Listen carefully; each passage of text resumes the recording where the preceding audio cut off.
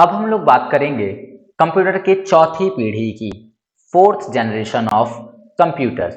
Computer की चौथी पीढ़ी क्या है और इसके क्या बेनिफिट रहे, इसके बारे में अब हम लोग चर्चा करेंगे। इसके पहले हमने देखा कि कंप्यूटर की तीसरी पीढ़ी में हमें एक आईसी देखने को मिलता है और उस आईसी की वजह से कंप्यूटर का जो साइज है वो काफ़ी ज़्यादा रिड्यूस हो जाता है और कंप्यूटर इजी टू यूज़ होने लगता है। ठीक है, तो चलिए अब देखते हैं फोर्थ जनरेशन का कंप्यूटर क्या है और इसकी क्या विशेषताएं हैं।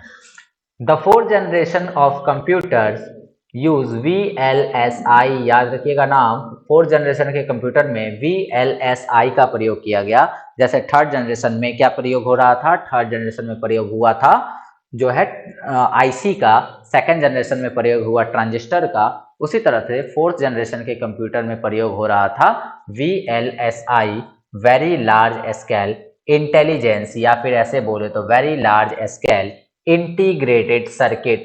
ठीक है, तो वेरी लार्ज स्केल इंटेलिजेंस या very large scale integrated circuit दोनों बात एक ही है। तो इसके अंदर क्या यूज हो रहा है, VLSI फोर्थ जनरेशन के कंप्यूटर में यूज हो रहा है। Also we can call it as microprocessor. अगर हम इसको VLSI ना बोले तो हम इसको माइक्रो प्रोसेसर का नाम दे सकते हैं। हम इसे कह सकते हैं कि माइक्रो प्रोसेसर यूज होता है किसमें, फोर्थ जनरेशन के कंप्यूटर में। Whereas the Intel was the first company, Intel दुनिया की सबसे पहली कंपनी थी जिसने की माइक्रो प्रोसेसर डेवलप किया था and firstly design the PC और personal computer in this generation. और सबसे पहले इसी कंपनी ने एक पर्सनल कंप्यूटर डिजाइन किया था जिसका नाम उसने रखा था IBM, इंटरनेशनल बिजनेस मशीन। तो इंटेल ही वो कंपनी थी जिसने पहला पर्सनल कंप्यूटर बनाया था जिसका नाम उसने रखा था IBM। अगर आप इस फिगर को देखें तो इस फिगर के अंदर क्या जा रहा है कि एक पर्सनल कंप्यूटर है, एक मॉनिटर है, उसी में कीबोर्ड इनबिल्ट है और यहाँ पर एक CPU लगाया हुआ है। तो कुछ इस प्रकार का स्ट्रक्चर होता था IBM का, जो कि दुनिया का पहला पर्सनल कंप्यूटर माना जाता है, इंटेल के द्वारा डिजाइन किया गया था। ओके, और इसके अंदर टेक्नोलॉजी कौन सी यूज की जा रही है, VLSI, very large scale integrated circuit, और या फिर वेरी लार्ज स्केल इंटेलिजेंस, और इसको सम्मिलित रूप से माइक्रो प्रोसेसर कहा जाता है। चलिए, well the VLSI circuit include 500 transistor on the single chip which perform the high level operations computations. ठीक है, तो इसके अंदर 500 ट्रांजिस्टर नहीं बल्कि 500 आईसीज होंगे। यहाँ पर 500 आईसीज इसके अंदर इंक्लूड है, क्योंकि आईसी बना है ट्रांजिस्टर को मिलाकर, 1000 ऑफ ट्रांजिस्टर को मिलाकर आईसी बना, और इन में से 500 आईसीज के बराबर एक माइक्रो प्रोसेसर की कैपेसिटी हुआ करती थी। ठीक है, तो इतना समझ में आ गया है।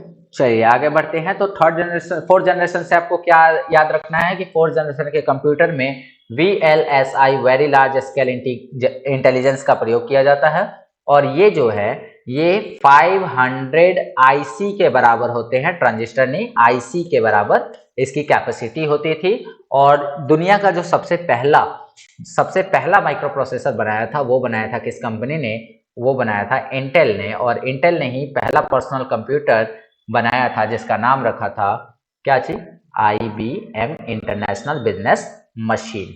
ओके, अब बात करते हैं आगे।